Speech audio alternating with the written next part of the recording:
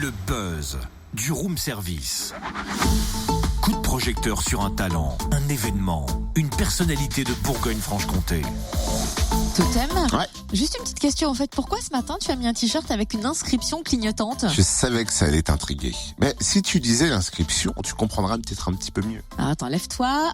Liberté. Bah oui, c'est raccord avec le buzz. On parle de la mise en lumière de la liberté. Eh bien, elle est très lumineuse sur mon t-shirt, tu vois. On ne voit qu'elle. Claire, elle est très lumineuse. Sauf que c'est pas tout à fait ça. En fait, on part à Dijon pour la mise en lumière de la rue de la Liberté. Ah, et c'est presque pareil. Je rajoute le mot rue, je le fais clignoter et c'est bon, je suis dans le thème. Ouais, c'est vrai, t'es dans le thème, c'est vrai.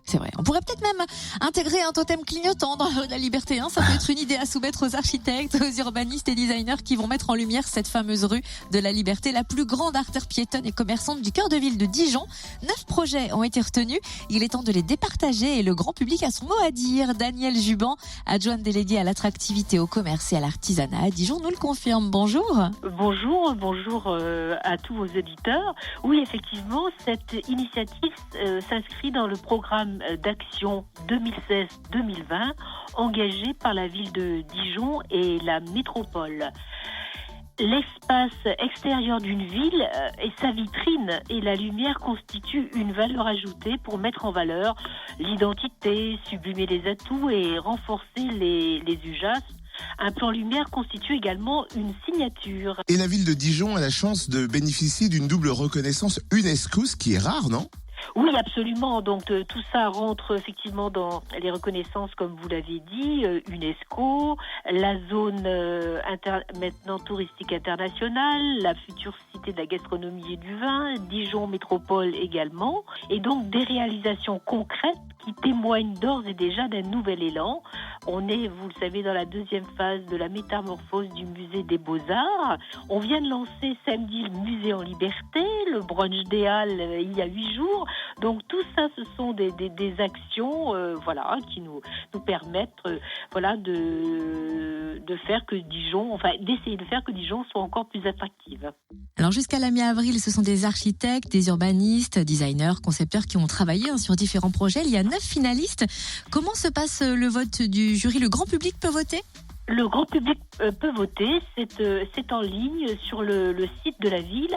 Nous avons eu une vingtaine de dossiers et 9 propositions ont été sélectionnées par l'équipe technique.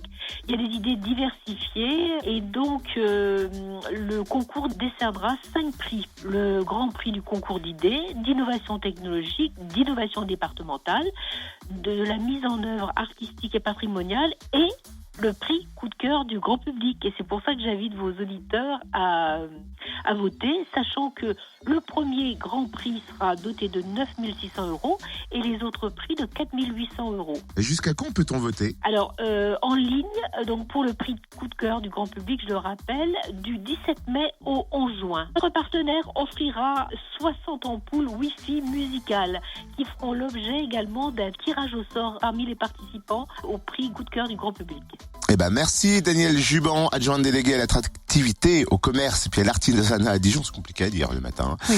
Vous avez donc jusqu'au juin pour voter et participer au jeu concours sur le www.dijon.fr. La remise des prix est prévue la première semaine de juillet.